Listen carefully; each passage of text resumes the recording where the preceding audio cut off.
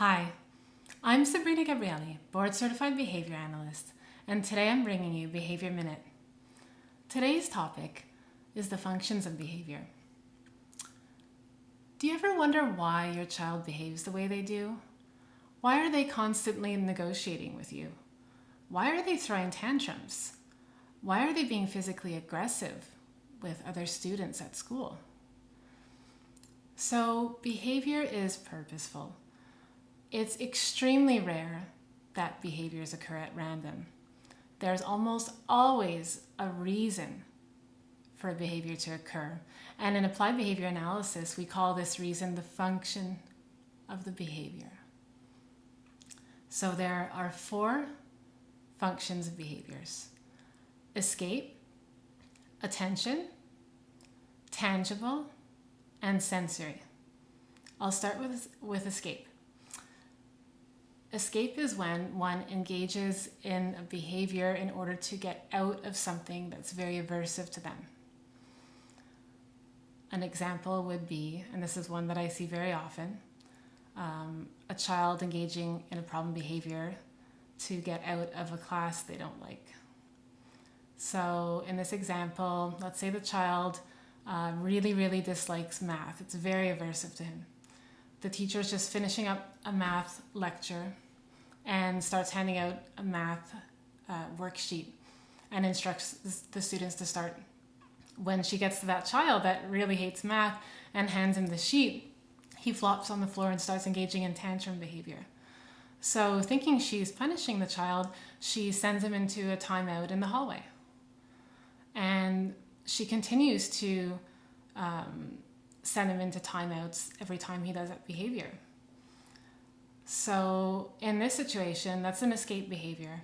The child has basically learned that by tantruming, he'll get out of math class.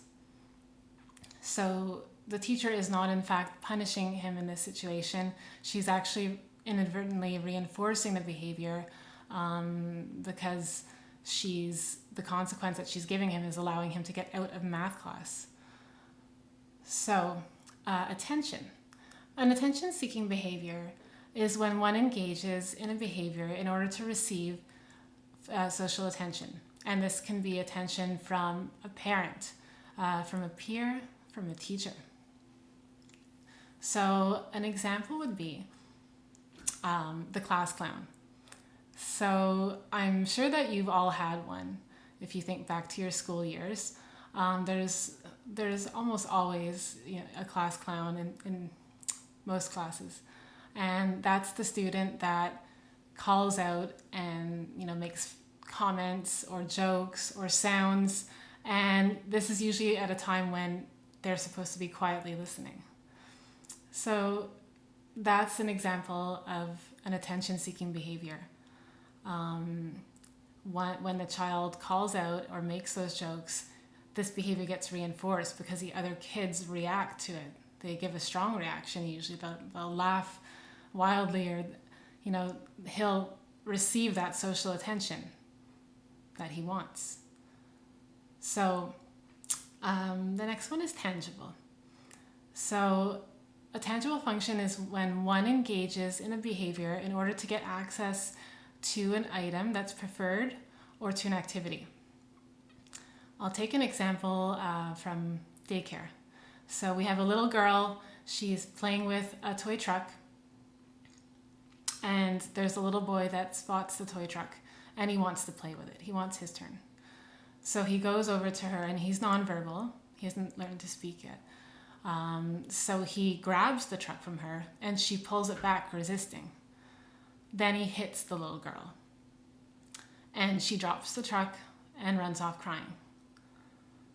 So this child will likely hit to get access to preferred items like toys in the future, to these tangible items. He's learned that hitting is going to produce that item for him. So that's a tangible function, and it could be an item or it could be an activity. Then we have sensory. So a sensory function is when one engages in a behavior in order to access a pleasurable sensation in their body. So, with children with autism, we often see self-stimulatory behavior. So this is when you see children, rocking back and forth. Hand flapping is one of them that's common. And, we all have, some forms of these behaviors. For example, if I'm twirling my hair or if I'm tapping my fingers on the table, these are all little self-stimulatory behaviors. The difference is that with autism, it's often in excess. So it's a behavioral excess. They engage in it too much of the time. So and the problem with that is, that it could interfere with other meaningful activities in their day. So it's really not common to see just one function of behavior. Often they occur, simultaneously. So, for example, one is escaping homework to access the iPad, to access that tangible item, which is the iPad. So they often co-occur. And when we identify the function or functions, usually, of a behavior, it allows us to develop a function-based intervention plan.